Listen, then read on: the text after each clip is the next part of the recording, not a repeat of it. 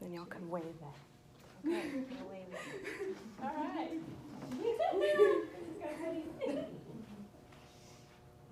So, as young adults, traveling is a very important part of our individual growth. Traveling allows us to see beautiful sights that we otherwise wouldn't see, grow a respect for other cultures, and broaden our scope of what the world really looks like. Today, I'll be telling you about the many attractions to be seen in Puerto Vallarta, Mexico. If you're anything like me, you're always looking forward to your next vacation. You are always have an itch to see new places and broaden your knowledge of the world. I've been to Puerto Vallarta twice in my life, once about 4 years ago and once just a couple weeks ago.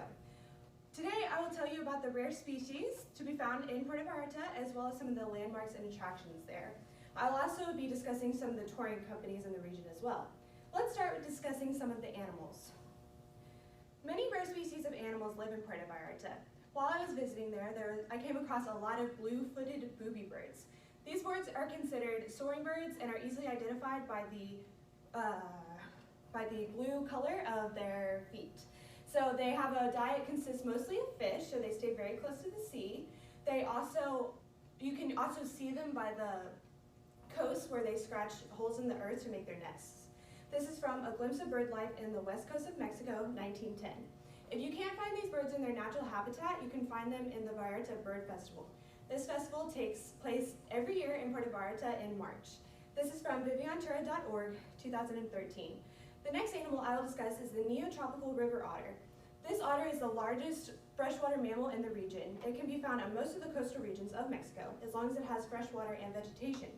Sadly, because of the decline in vegetation in the last century in the region, the species has also been on a decline. However, in Puerto Vallarta, it has the most site reportings of any region in Mexico.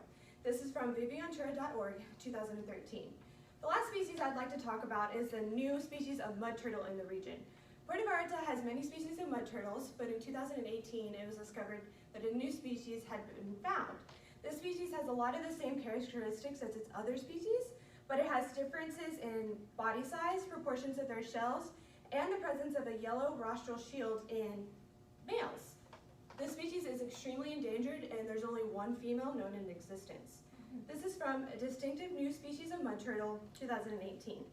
Now that we have discussed some mammals that call Puerto Vallarta their home, let's move into some geographical landmarks. Puerto Vallarta has many beautiful beaches, formations, and landmarks to discover.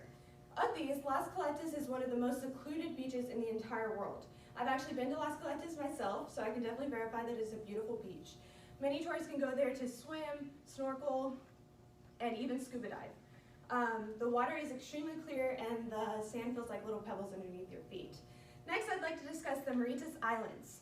These islands are made almost entirely of lava rock and they expand for about 1.5 miles.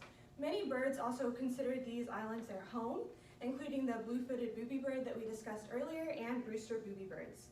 Many tourists come here to bird watch, swim, snorkel, and just enjoy the view. This is from A Glimpse of Bird Life on the West Coast of Mexico, 1910. Lastly, I would like to discuss Moscota. Moscota is a very culturally rich ancient town in Puerto Vallarta. Many tourists can go there to view ancient artifacts, even ones that have been uncovered from tomb burials.